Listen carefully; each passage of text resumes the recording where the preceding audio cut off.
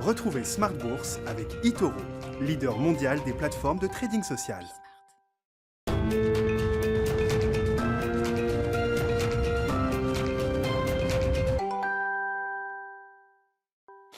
Et c'est parti pour Smart Bourse, votre double dose quotidienne de marché en direct sur Bismart. Chaque jour à la mi-journée, 12h30, 13h. Et le soir, la grande édition pendant 1 heure à partir de 18h30. Au sommaire de cette édition de la mi-journée, des marchés européens qui marquent une pause après une séance hier très dynamique, en l'absence des marchés américains qui vont rouvrir tout à l'heure en milieu d'après-midi. Wall Street entamera donc sa semaine sans doute dans le vert quand on regarde les indices futurs. Les marchés européens, eux, sont en pause avec des histoires spécifiques qui animent néanmoins la cote parisienne et l'envolée du titre Technip Energies, un nouveau venu d'une certaine manière, Technip Energies, issu de la scission entre Technip et l'américain FMC. Le divorce est donc officiellement consommé.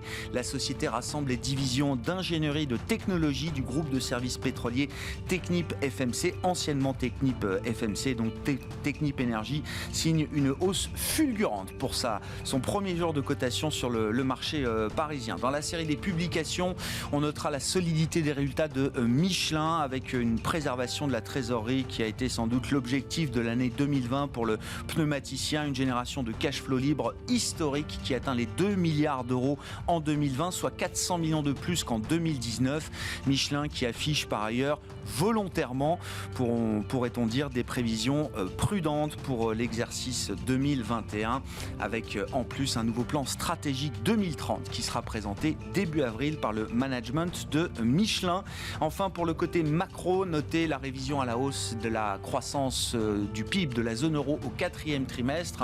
C'est un peu le thème du moment. Les chiffres macro ressortent généralement au-delà des attentes. Ils sont ensuite révisés encore à la hausse et donc une contraction d'activité moins forte que prévu en deuxième lecture pour le PIB de la zone euro en fin d'année, moins 0,6% contre moins 0,7% initialement mesuré entre octobre et décembre, ce qui donne pour l'ensemble de l'année 2020 une baisse d'activité de 6,8% pour la zone euro. Et puis on notera dans les indicateurs de confiance, de morale, un zoo en Allemagne qui rebondit très fortement en février contre toute attente. Le zoo qui mesure le moral des investisseurs allemands qui ont forcément le moral avec un DAX revenu au-delà des 14 000 points.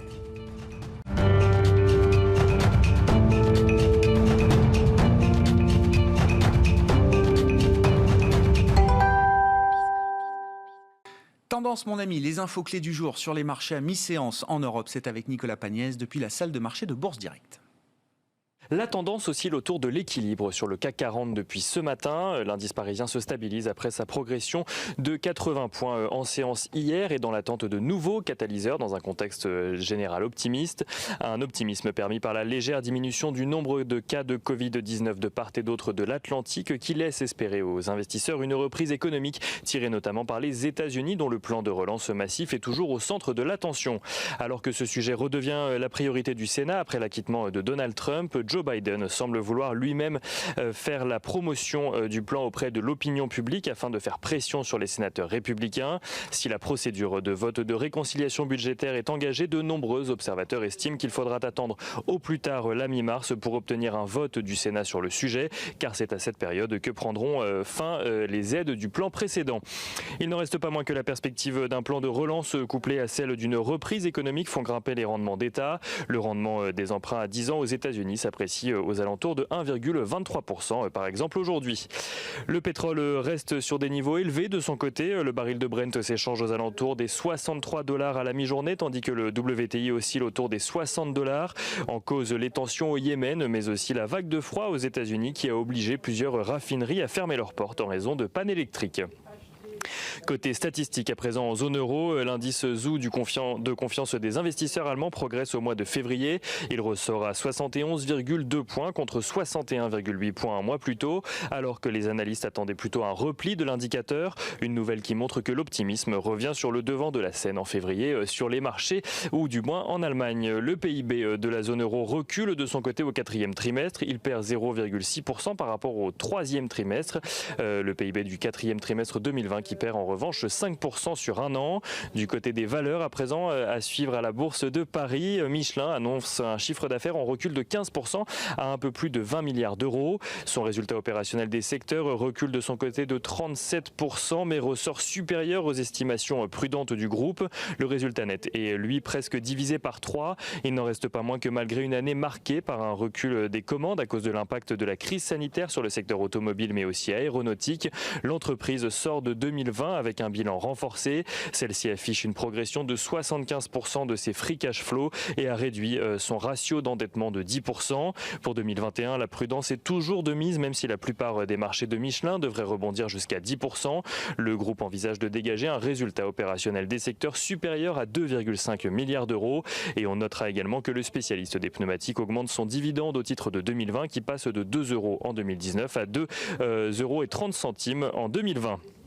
Technip FMC annonce de son côté la finalisation de la scission en 2 sociétés distinctes et toutes 2 cotées en bourse. Technip FMC d'un côté basé à Houston qui garde ses activités sous-marines et Technip Énergie basé en France dont l'activité concerne l'ingénierie et la construction. Technip Énergie qui gagne 45% de sa valeur depuis ce matin. L'action qui valait 9 euros pour ses premiers instants de cotation en vaut désormais un peu plus de 13 à la mi-journée. Nicolas Pagnès qui nous accompagne en fil rouge tout au long de la journée sur Bismart depuis la salle de marché de Bourse Direct.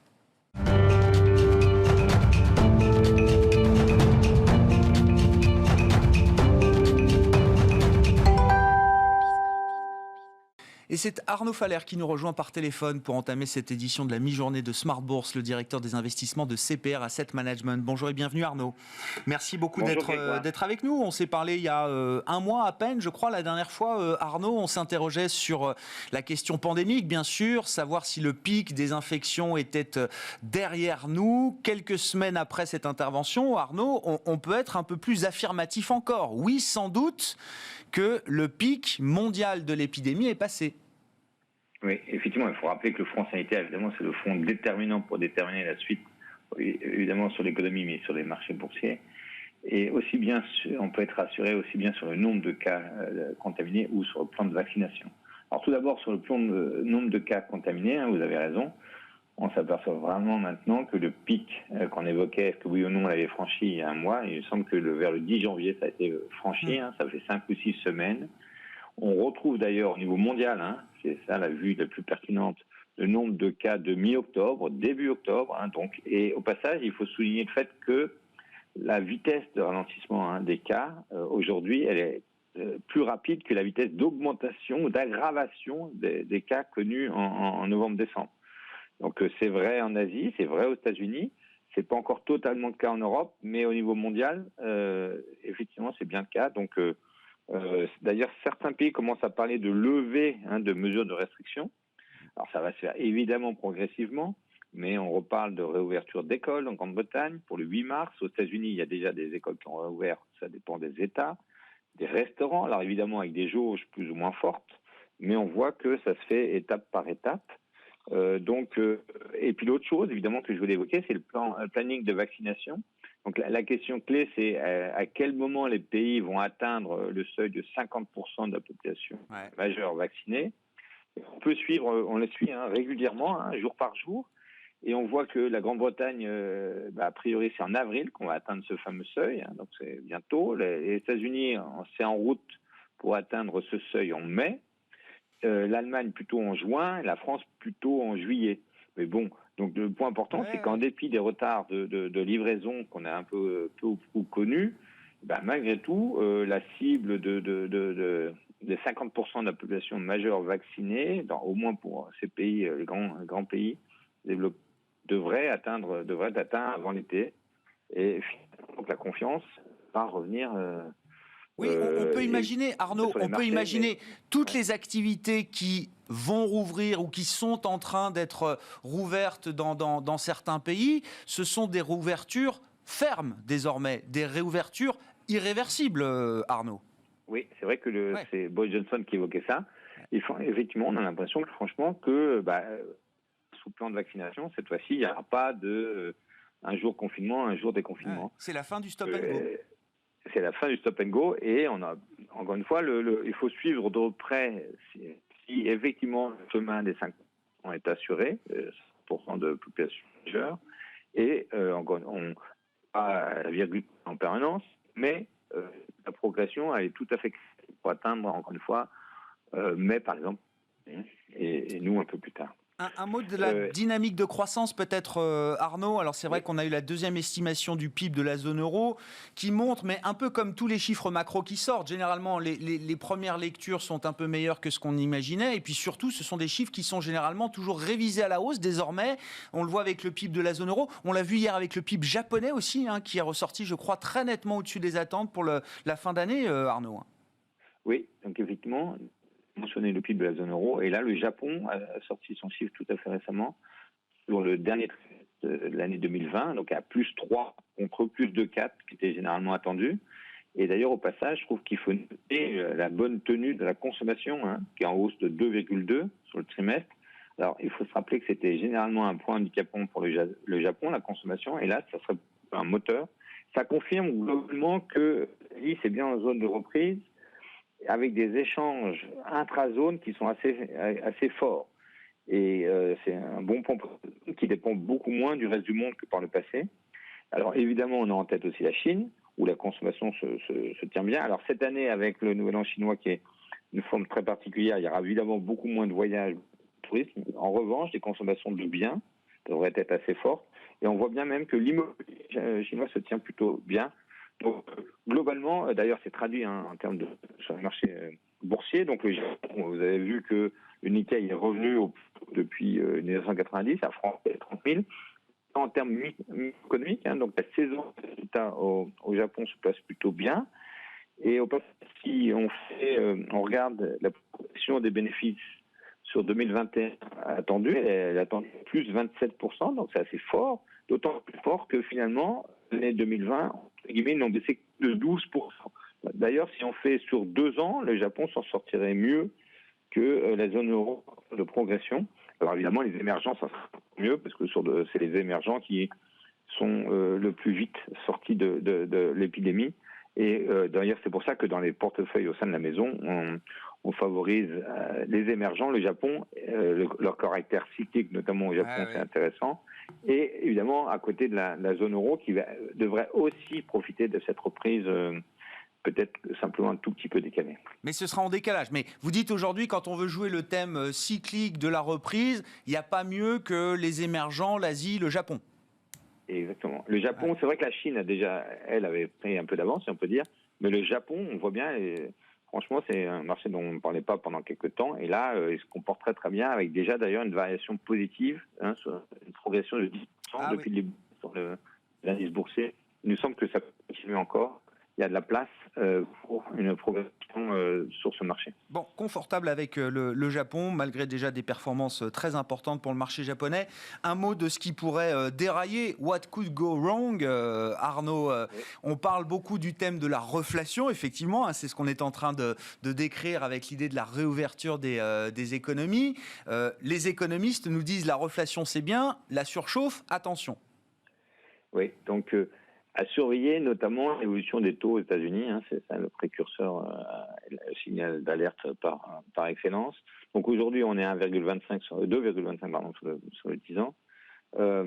Donc il vient en progrès, c'est-à-dire que 1,25, et on vient de 0,90. En plus, c'est associé à une quantification de la courbe, c'est-à-dire que le 30 ans est encore plus monté sur la période. Alors, il y a une sympathie sur les taux euros, mais la sympathie, toute hausse de taux américains ne se traduit pas en 1 pour 1 sur les taux euros, bien évidemment, mais malgré tout, les taux euros sont aussi un petit peu appelés à remonter. Alors, la source, évidemment, d'abord, le marché du travail américain, il est loin d'être celui d'un marché du travail connu au moment des récessions traditionnelles. C'est-à-dire qu'on sent très bien que dès qu'il y aura une rouverture des services, au sens large, restaurants, loisirs, etc., beaucoup de salariés vont pouvoir revenir au poste de travail. Et on voit bien, alors que dans le temps, c'était différent, en tout cas pour les récessions classiques, le nombre de postes vacants était beaucoup moins fort à ce moment-là. Et donc, il y a plusieurs conséquences à cette hausse des taux. D'abord, évidemment, un terrain favorable aux financières américaines, mais un peu aussi en deuxième temps sur les financières de la zone euro, parce que toute repentification de la courbe favorable aux bénéfices du secteur financier. Et deux, donc, est-ce qu'à ce stade, c'est le scénario favorable sur la reflation? C'est-à-dire que comment on peut en profiter, par exemple, avec des stratégies sur l'inflation elle-même, hein, c'est-à-dire qu'on peut acheter des obligations indexées sur l'inflation et on les couvre contre le risque de taux. Et donc aujourd'hui, d'ailleurs, ces inflations implicites ont progressé, passé de 1,80 à 2,20 sur le taux américain, et on pense que ça peut un peu durer. Donc vous avez mentionné tout à l'heure le prix du baril qui se tient très bien, d'autant plus que les stocks sont faibles. Et deux, il me semble que la Fed ne devrait pas agir tout de suite pour freiner ces chiffres d'inflation ou ces anticipations de chiffres d'inflation. C'est un peu trop tôt. Pour autant, vous avez bien raison de souligner, on en est dans cette partie reflation. On n'est pas encore à la partie surchauffe. Il nous semble que ça peut arriver à l'automne. Et ça sera un handicap assez fort, et évidemment sur les taux, mais évidemment ça va se traduire sur les bourses elles-mêmes. Les valeurs de croissance qui ont tiré de l'ensemble de la bourse américaine depuis des années pourraient à ce moment-là être vraiment très délaissées en absolu et en relatif, évidemment relatif, mais aussi en absolu. Et là, l'ensemble des indices boursiers pourraient marquer le pas. Donc à l'horizon plutôt, encore une fois, à l'automne, dès qu'on parlera un peu de surchauffe. Il faut imaginer un risque de rupture ou pas, Arnaud? C'est justement, en fait, la question c'est, le niveau des taux en absolu, 1,25, c'est relativement faible. La question c'est plus la vitesse qui pourrait être inquiétant. Donc ça fait, là, aujourd'hui on prend 5 centimes, donc si on passe à 1,50 en quelques semaines, ça peut être un peu plus handicapant que si on met plus de temps. À surveiller encore plus la vitesse d'augmentation des taux que le niveau qui reste globalement évidemment sur une perspective longue encore bas. Mais la vitesse peut être inquiétante et on sait très bien que les flux sur les marchés financiers dépendent aussi de cette vitesse de circulation. 1,24 sur le 10 ans américain au moment où on se parle. Merci beaucoup Arnaud Faller, directeur des investissements de CPR Asset Management, avec nous par téléphone dans Smart Bourse sur Bismart.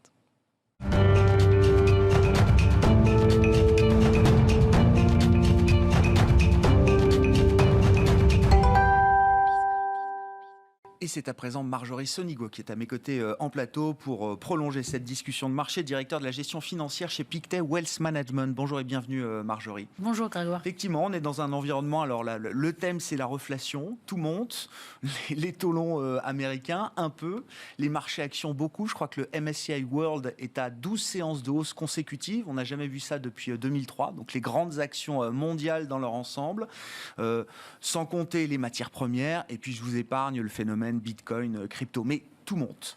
Comment vous regardez cette situation de marché et quelles sont les convictions qu'on peut peut-être extraire du bruit toujours très important sur les sujets économiques, sur les sujets pandémiques également, Marjorie? Alors c'est vrai que les choses vont très vite, comme d'habitude. Chaque fois qu'on s'est vu, on a assisté à des emballements de début d'année. Après, on a eu des corrections. C'est vrai que l'année 2020 est vraiment une année atypique. Mais ce que je remarque, c'est la résilience des entreprises, quel que soit et notamment la résilience des valeurs de qualité qui ont été maltraitées. Tout a été maltraité en bourse, mais on a quand même observé des entreprises qui, depuis une dizaine d'années, avaient des bilans solides, avaient restauré leurs marges. Donc, on a vu d'ailleurs pendant cette crise, cette formidable tenue et réappréciation des entreprises, puisqu'on a affaire à une crise sanitaire et non pas une crise économique, qui peut-être va dériver en crise économique, mais pour le moment, ce n'est pas ce qu'on voit. C'est pour ça qu'aujourd'hui, on pense que le marché action reste une classe d'actifs solide, avec bien sûr une économie qui accélère. Quand on regarde le cycle économique, probablement au niveau mondial, on sera autour de 5,6%. Ça, c'est notre scénario de base. Avec comme locomotive la Chine, qui a eu une croissance positive, la seule, en 2020, et qui sera autour de 9% cette année. Donc c'est vrai qu'on a une conjonction de facteurs qui font qu'on a envie d'être positif sur les marchés. Maintenant, bien sûr, il faut être vigilant. On a... alors, les points que je trouve intéressants, c'est cette vaccination. Pour moi, le plan de relance le plus important, c'est cette vaccination de masse. Le meilleur investissement qu'on puisse faire, c'est le vaccin. C'est ça. Ouais. Et on l'a vu au mois de novembre, on le voit aussi, puisque le marché, là, semble ignorer les éventuels problèmes liés aux variants. Et ce que je trouve aussi intéressant, c'est qu'au fur et à mesure qu'on aura ces investissements à la fois dans les stimulus des banques centrales, des gouvernants, on va avoir cet effet qui va se croiser avec la sortie de crise, enfin la sortie du confinement, on va dire. Et il va y avoir cet effet d'entraînement, parce que les gens qui sont restés quand même enfermés ou quasiment enfermés pendant 18 mois, ils vont avoir envie d'aller au restaurant, ils vont avoir envie de voyager, ils vont avoir envie d'aller au spectacle. Donc il va y avoir cet effet de consommation qui va revenir dans le système et qui va être jumelé avec ces plans de relance qui vont continuer. Il ne faut quand même pas oublier que quand on regarde le quantitatif qu'il y a eu, en 3 mois, on a eu 10 ans de quantitative easing, Q1, Q2, Q3 en 10 ans, en 3 mois. Donc ça, la Fed a injecté en quelques mois ce qu'elle a injecté auparavant en 10 ans. Et j'imagine qu'on peut multiplier ça avec toutes les grandes banques centrales de la planète. Et ça va continuer. Et ça va continuer. Donc c'est vrai qu'on reste positif sur les marchés. Maintenant, il faut être vigilant face à... Il y a aussi un peu de spéculation. Quand on regarde les introductions d'entreprises qui parfois n'existent pas, d'entreprises, comme on a vu ce qui s'est passé avec GameStop, Robinhood, oui, d'accord. Voilà, le Robinhood. Il y a quand même, alors peut-être pas en Europe, mais plus aux États-Unis ou en Asie. Donc et puis tout ça avec une montagne de dettes, mais qui était nécessaire, bien sûr. Et donc je pense qu'il faut être vigilant par rapport à une réaction qui pourrait arriver sur les marchés. Alors en effet, là pour le moment, on est tous les yeux rivés sur le 10 ans américain, avec cette remontée progressive. Alors dans un premier temps, le marché peut l'absorber bien sûr. Oui. Je pense que pour le moment, ce n'est pas encore un sujet d'inquiétude, mais ça pourrait le devenir au fur et à mesure que les mois avancent. Comment est-ce qu'on structure le portefeuille quand on est un investisseur, alors pour le compte de ses clients et qu'on n'est pas dans la spéculation, GameStop, etc. On privilégie toujours autant que faire se peut, j'imagine, la qualité, bien sûr. Chez Pictet, j'imagine que c'est une ligne directrice qui n'a pas changé, Marjorie. Mais comment est-ce qu'on veut jouer aussi cette partie plus cyclique, cette partie réouverture de l'économie? Est-ce que tout est déjà intégré dans les prix de marché? Parce que ce qu'on vient de décrire là, beaucoup l'ont en tête. C'est le scénario un peu consensuel du moment. Est-ce que c'est déjà dans les prix ou est-ce que non, il y a encore des bonnes surprises peut-être qui ne sont pas intégrées? Alors, c'est vrai que je pense qu'il faut avoir dans cet environnement qui est quand même complexe, il faut avoir un juste équilibre entre des entreprises. Alors, j'aime pas dire il faut acheter des valeurs de croissance, des valeurs value. Moi, je regarde des entreprises où il y a de la visibilité sur les résultats, sur le chiffre d'affaires. Alors, c'est vrai, chez Pictet, on emploie l'expression le retour des perdants. C'est vrai que dans cet environnement où on va avoir une accélération du cycle, il est normal qu'on ait cette divergence entre des valeurs qui ont énormément monté et celles qui sont restées très basses, et cet effet de rattrapage. Ouais. Je pense que cet effet de rattrapage, il va se faire notamment dans le secteur industriel. Il y a beaucoup d'entreprises industrielles qui sont restées à la traîne. On a vu les résultats de Michelin. Bien sûr. Free cash flow historique. Voilà. Donc je pense que sur ce créneau, on va rester positif, notamment pour jouer tout ce qui est infrastructure avec les énergies renouvelables. Et des entreprises qui ont publié des résultats exceptionnels, comme Schneider, qui est aujourd'hui vraiment le fer de lance sur tout ce qui est électrification, qui est le futur de demain. À la fois sur les voitures, sur les bâtiments, sur un certain nombre de secteurs. Donc tout ça, ça va s'accélérer. Donc tout ça, c'est très bon pour ce type d'entreprise. On va avoir également des entreprises... alors c'est vrai que si on veut jouer l'accélération du cycle, c'est vrai que le secteur bancaire reste une option. Alors l'option, pour moi, c'est d'acheter un tracker banque. Donc pour jouer cet effet tactique, mais c'est pas le cœur d'un portefeuille. D'accord. Le cœur d'un portefeuille, c'est encore des entreprises solides. On a vu beaucoup de résultats qui étaient excellents.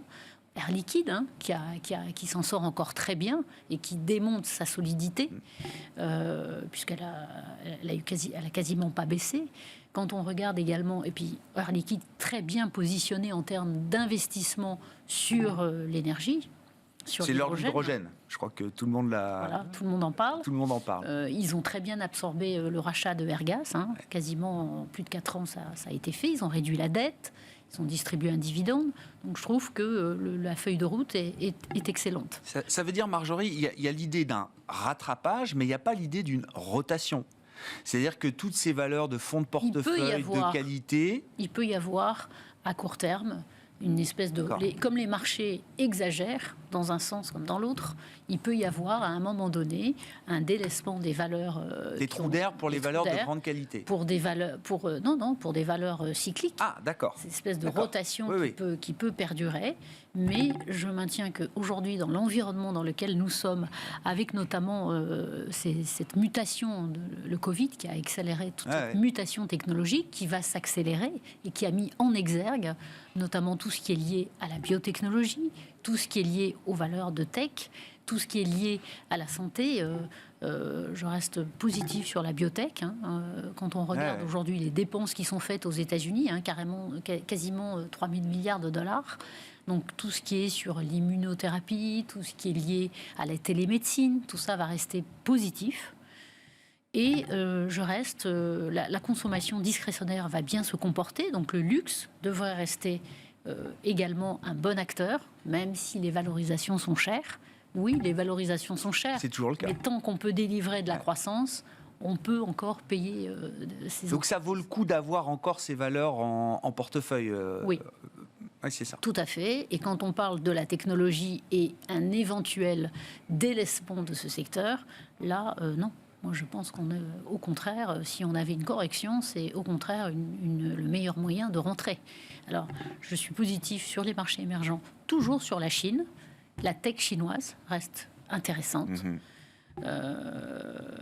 Et aux États-Unis, quand on dit Google, Amazon, Microsoft, beaucoup trop cher, il n'empêche que quand on regarde historiquement, c'est eux qui ont délivré les meilleurs résultats et qui continuent à les délivrer. Donc, tant qu'ils vont délivrer des résultats supérieurs, bien sûr. Il n'y a pas de raison de rester en dehors. Bon. Alors, beaucoup font le parallèle avec la crise de 2000 en termes de correction.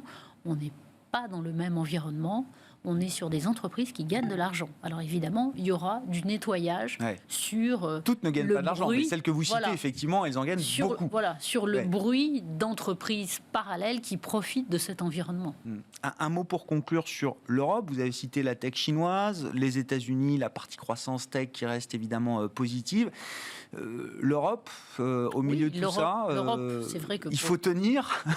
Oui, l'Europe pour jouer les valeurs, une partie des valeurs cycliques, mais en Europe, on a des leaders mondiaux. Vous avez cité le luxe. Un Schneider, un Dassault Systèmes, qui s'est démarqué avec d'excellents résultats, et notamment avec l'acquisition de Medidata, où là, ils sont en plein dans l'environnement des jumeaux numériques sur le corps. Donc ça, c'est quelque chose d'extraordinaire. Et donc, on a des leaders mondiaux. Air Liquide, Schneider, Dassault, LVMH, Hermès. Mais il y a d'autres entreprises qui pourraient aussi bien se comporter. Merci beaucoup, Marjorie. Merci d'être venue nous voir pour nous exposer les vues de la maison Pictet. Marjorie Sonigo, directeur de la gestion financière de Pictet Wealth Management, avec nous dans Smart Bourse à la mi-journée sur Bismart. On se retrouve bien sûr ce soir en direct à 18h30.